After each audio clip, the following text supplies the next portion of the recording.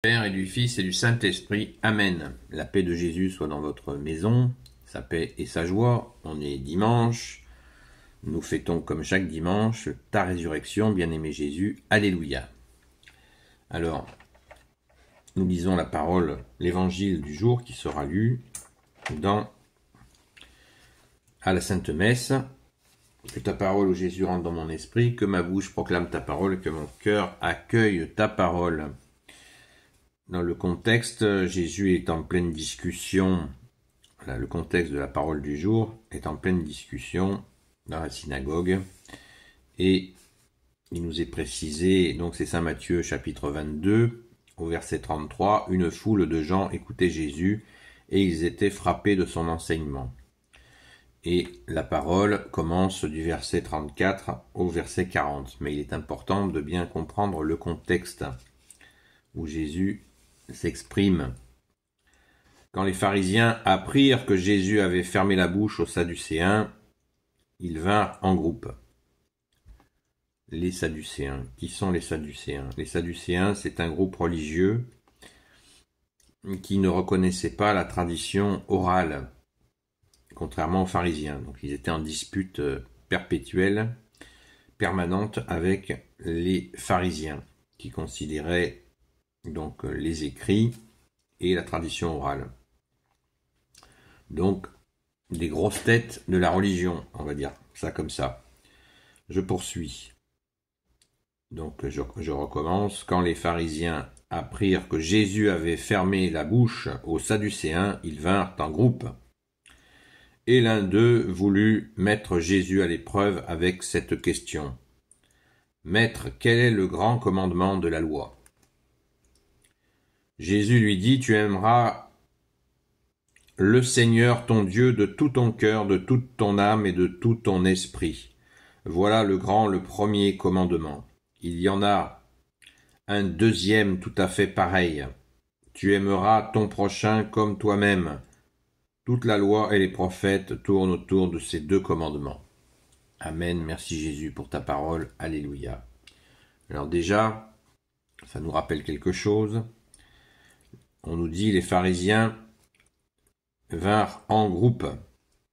Donc ils viennent pas pour glorifier le Père, puisque c'était le lieu, la synagogue était faite pour ça. Le temple était fait pour ça, mais non, pas du tout. Ils viennent pour chercher à contredire Jésus. Et c'est pour ça que je vous ai lu le verset 33. Une foule de gens écoutaient Jésus et ils étaient frappés par son enseignement. Mais oui, parce que l'enseignement des pharisiens ou des sadducéens ou des grands prêtres, ça devait franchement être un peu lourdingue. Ça devait pas être très vibrant à l'amour de Dieu, vu l'état d'esprit des types.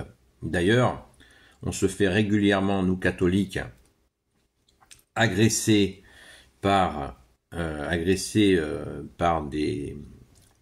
des musulmans, pas tous les musulmans, des protestants, pas tous les protestants, des évangélistes, pas tous les évangélistes, avec justement cette même hargne. Et c'est assez symptomatique. On devrait y réfléchir. Et surtout, eux devraient réfléchir pourquoi ils ont une telle hargne envers des catholiques qui témoignent de toi, Jésus. À méditer. Je continue. Donc ces individus avec des gros sabots, comme je te vois venir avec tes gros sabots, vous connaissez l'expression, c'est exactement ça, ils prennent vraiment Jésus pour un naïf, je sais pas, mais c'est du lourd. Ils viennent là pour provoquer et ils demandent à Jésus quels sont les... Verset 36, « Maître, quel est le grand commandement de la loi ?» Vous voyez, vraiment avec des très très gros sabots. Sachant qu'à l'époque, le contexte de l'époque, les mecs ils rigolaient pas sur la loi, quoi. La loi, c'était la loi. Voilà. L'amour de Dieu, on s'en fout, mais la loi. D'ailleurs, de nos jours, il y en a plein comme ça. C'est insupportable. Jésus n'a jamais dit de négliger la loi et les prophètes, mais eux, ils avaient cette option-là. Jésus nous a dit qu'il est venu accomplir. Il nous le rappellera il va nous le rappeler tout de suite. Jésus lui dit, donc Jésus accepte de jouer le jeu de la question, il aurait pu très bien leur dire, bon, foutez-moi la paix, vos provocations de petits gamins, ça m'intéresse pas. Mais Jésus nous a dit, apprenez que je suis doux et humble de cœur. Alors il répond, tu aimeras le Seigneur ton Dieu de tout ton cœur, de toute ton âme et de tout ton esprit. Voilà le premier commandement. Il y en a un deuxième, tout à fait pareil. Hein, vous avez entendu? Tout à fait pareil. Ça, c'est Jésus qui nous le dit. Il y en a un deuxième, verset 39, il y en a un deuxième tout à fait pareil. Tu aimeras ton prochain comme toi-même. Toute la loi et les prophètes tournent autour de ces deux commandements. Est-ce que c'est aimer son prochain que venir le provoquer en pleine synagogue comme ça? Pas sûr. Donc, Jésus met les choses d'équerre comme d'habitude. Voilà les deux commandements dans un autre évangile. Dans une autre parole d'évangile, Jésus dit, voici les deux commandements supérieurs, parce que vous pensez qu'on ne lui a pas fait le coup une seule fois de lui poser ce genre de questions. Donc Jésus dit, voilà les deux commandements supérieurs. Deux commandements supérieurs, très bien. Toute la loi et les prophètes tournent autour de ces deux commandements. Il résume la loi et les prophètes par ces deux commandements. C'est absolument magnifique. Et cela, nous devons le méditer. C'est donc deux commandements supérieurs. Ces deux commandements sont identiques, ils sont inséparables, ça veut dire qu'ils sont inséparables, et nous avons à mettre en œuvre ces deux commandements. Et souvent nous oublions que ce sont des commandements. C'est pas des s'il vous plaît, si vous y pensez de temps en temps, faites-le. Non, c'est deux commandements. Ce sont deux ordres d'amour, certes, mais des ordres quand même. Ce sont des ordres. Il faut le faire. Nous sommes, comme dirait quelqu'un, on est câblés pour ça, pour aimer Dieu et nous aimer les uns les autres. Voilà, je le résume comme ça vite fait, mais c'est très important de ne pas l'oublier parce que nous serons jugés selon l'amour. L'amour envers Dieu et l'amour envers les hommes.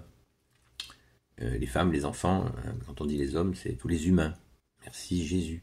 Alléluia, de nous aider à aimer et encore aimer. Parce que celui qui n'aime pas ne connaît pas Dieu, nous rappelle Saint Jean. Celui qui n'aime pas et n'aime pas son frère et dit qu'il aime Dieu, c'est un menteur. Oui, puisque l'homme a été créé par Dieu, à son image. Donc il nous faut apprendre à aimer, parce que si on ne sait pas aimer, ce qui est pas interdit, des fois nous constatons que nous ne savons pas aimer. Alors il faut apprendre. Il faut apprendre à aimer. La chanson n'a rien inventé. Nous pouvons apprendre à aimer, et le seul qui peut nous apprendre à aimer, c'est Jésus, avec bien sûr ses saints et ses saintes. Nous, notre chère sainte patronne, Sainte Marie-Madeleine, nous lui demandons, nous la prions pour lui demander de nous apprendre à aimer Jésus. Et bien sûr, en aimant Jésus, Jésus nous apprend aussi à nous aimer les uns les autres. C'est pareil, ça va ensemble. Alléluia, merci Jésus. Alors allons aimer Jésus à la Sainte Messe, puisque Eucharistie veut dire remerciement, c'est un mot grec qui veut dire remerciement. Courons à la Sainte Messe pour te rendre grâce, ô Jésus, te remercier pour toutes tes merveilles et de nous aimer les uns les autres, là, rassemblés autour de toi, ô Jésus. Béni soit le Père, le Fils et le Saint-Esprit. Amen. Ô Jésus, toi qui peux tout et qui portes tout, toi le Sauveur, toi l'Emmanuel, je te confie toutes celles et ceux qui regarderont cette vidéo ainsi que leurs proches selon ta sainte volonté, ô Jésus. Sainte Marie, notre Sainte Mère, Grand Saint Joseph, Sainte Marie-Madeleine, notre chère Sainte Patronne, et vous tous les saints et saintes, amis de toi Jésus, Saint Michel Archange qui est comme Dieu, Saint Gabriel Archange, Saint Raphaël Archange, et tes anges guérisseurs, et vous tous les anges qui servez Jésus, je vous confie toutes celles et ceux qui regarderont cette vidéo, ainsi que leurs proches, selon ta sainte volonté, ô Jésus. Je vous souhaite une sainte messe et un magnifique dimanche dans la paix et la joie de Jésus. Amen. À très vite. Ce soir, 20h30 sur TikTok, Seul Jésus sauve. À très vite.